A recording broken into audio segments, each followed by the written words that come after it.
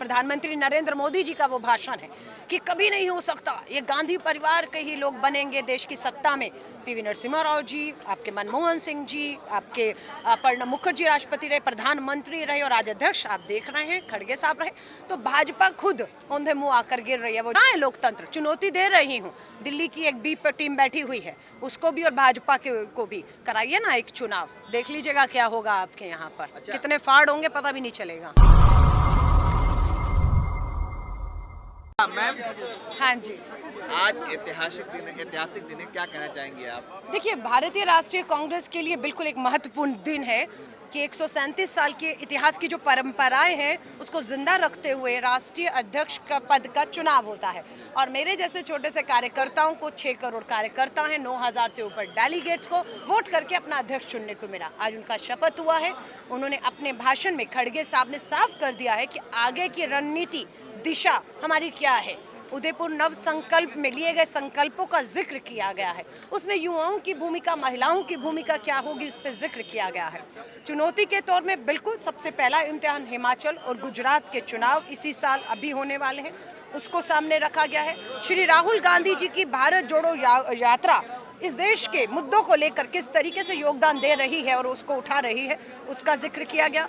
मंच पे श्रीमती सोनिया गांधी जी का जो रहा कार्यकाल उसका जिक्र किया गया, उसकी तारीफ की गई कि किस तरह से उनकी अध्यक्षता में भारतीय राष्ट्रीय कांग्रेस ने 2 बार सरकार बनाई और डॉक्टर मनमोहन सिंह जी और सोनिया जी ने कितनी कामयाबी से मनरेगा हो, आपका right to food, right to education जैसी बहुत सी चीज़ें जो हैं, वो भूमि अधिग्रहण कानून जैसी बातें कि वो लेकर आए हैं।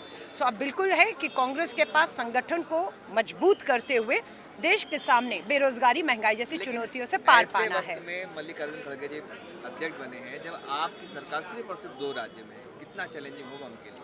आप सीताराम केसरी जी का भी समय याद करिएगा, उस समय भी पार्टी किस हालात में थी, लेकिन उन्होंने, मुझे याद है 1997 में कांग्रेस का कलकत्ता अधिवेशन में श्रीमती सोनिया गांधी जी से सीताराम केसरी जी ने अपील की, वो आई और उन्होंने साबित किया। आज वही चुनौती खड़गे साहब जी के सामने है, पर हम उठे हैं हर बार, इस बार भी हम उठेंगे और देश को भी उठाकर आगे लेके जाएंगे। बीजेपी के नेता बार बार आप लोगों पर कटाक्ष करते थे कि प्रधानमंत्री तो कांग्रेस से कोई बन सकता है, बिना गांधी परिवार के, बिना गांधी नाम के अध्यक्ष तो बनाते थे, तो उनको क्या कहना चाहेंगे आज? आप मुझे अच्छा है आपने जिक्र किया, प्रधानमंत्री नरेंद्र मोदी जी का वो भाषण है कि कभी नहीं हो सकता, ये गांधी परिवार के ही लोग बनेंगे देश की सत्ता में। पीवी नरसिम्हा राव जी, आपके मनमोहन सिंह जी, आपके प्रणब मुखर्जी राष्ट्रपति रहे, प्रधानमंत्री रहे और आज अध्यक्ष आप देख रहे हैं खड़गे साहब रहे। तो भाजपा खुद औंधे मुंह आकर गिर रही है। वो जो भी आरोप लगाती है उस पर कांग्रेस जो है वो बिल्कुल भी उसको कुछ नुकसान नहीं हो रहा। हमारी कोशिश है कि मुद्दे जो हैं वो देश के मुद्दे हैं। भारतीय राष्ट्रीय कांग्रेस इन मुद्दों पर इन्हें घसीटेगी, लाएगी जवाबदेही। खड़गे साहब ने अपने भाषण में ईडी, सीबीआई, इनकम टैक्स का भी जिक्र किया है, क्योंकि अगर हम केंद्र की भाजपा सरकार को कटघरे में खड़ा करेंगे, पूछेंगे जवाब बेरोजगारी और महंगाई पर, तो हमें मालूम है इनके हथियार जो हैं वो हथियार इनके ईडी, सीबीआई, इनकम टैक्स है, जिसका अध्यक्ष जी ने जिक्र किया, यानी कि उन्हें मालूम है सामने क्या क्या हमारी अड़चनें आ सकती हैं।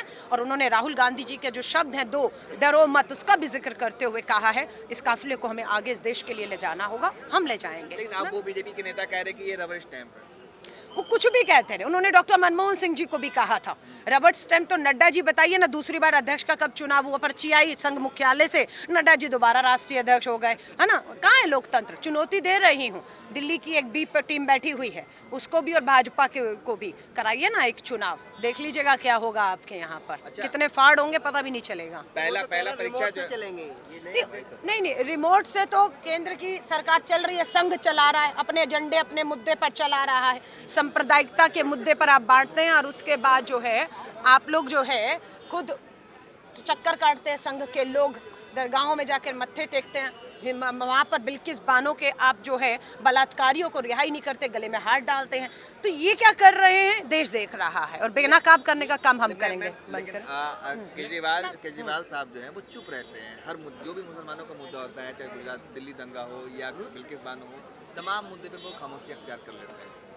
नहीं, आप उस आदमी से उम्मीद कैसे कर रहे हैं? दिल्ली नंबर 1 बन गया, पंजाब नंबर 1 बन गया, इंडिया नंबर 1 बनाएंगे और आज एक और विवाद लेकर आ गए हैं, रुपए में बदलाव होना चाहिए। मैं आपसे पूछना चाहूंगी, क्या ये मुद्दा है देश में रुपए पे कौन होगा या कौन नहीं होगा, किसका फोटो होगा किसका नहीं? मुद्दा ये है कि जेब में रुपया होगा या नहीं होगा। मुद्दा तो ये है कि आज जेब में रुपया नहीं है क्योंकि बेरोजगारी और महंगाई है। अरविंद केजरीवाल मात्र इस तरह के मुद्दों को बीच में लाकर भाजपा को बच निकलने का रास्ता देते हैं कि भाजपा को मुद्दों पर हम ना घेर सके, ना सवाल पूछ सके। ये कोई मुद्दा नहीं है जो आज केजरीवाल ने खड़ा कर दिया है।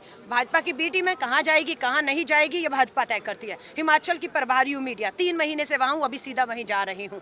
क्यों वहाँ से डब्बा गोल हो गया अरविंद केजरीवाल जी? क्योंकि ये फैसला आपका नहीं था, ये फैसला भाजपा का होता है कि आपको हिमाचल लड़ना है या गुजरात लड़ना है। सारा पैकअप करके आप गुजरात ले गए और गुजरात को कैसे सांप्रदायिकता किया जा रहा है माहौल, ये आप भी देख रहे हैं। 27 साल के कुशासन का जवाब लेने का समय है।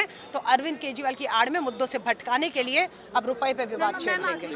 खड़गे साहब के आने के बाद से अब जो है पद भार उन्होंने संभाल लिया है, कितना मतलब आसार लग रहा है कि पार्टी अब सत्ता में आ पाएगी? देखिए खड़गे साहब, मैं पैदा भी नहीं हुई थी 1969 में, ब्लॉक के गुलबर्गा से ब्लॉक अध्यक्ष रहे, वहाँ से राष्ट्रीय अध्यक्ष पद जो है वो उन्होंने पहुँचे हैं वहाँ तक।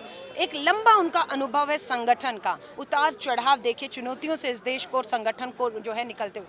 मुझे लगता है उनके अनुभव का भारतीय राष्ट्रीय कांग्रेस को, संगठन को बहुत फायदा होने वाला है। खड़गे साहब अनुसूचित जाति से आते हैं तो मतलब देखिए हमारे 9,000 डेलीगेट में से 7,000 से ऊपर ने उनको वोट दिया है। हम लोग ये नहीं देख रहे हो किस जाति से आते हैं किस जाति से नहीं आते हैं। उनका लंबा अनुभव, पार्टी के प्रति उनकी निष्ठा, ईमानदारी को देखते हुए हम सबको लगा कि वही बेहतर होंगे और लोगों ने वोट दिया। धन्यवाद।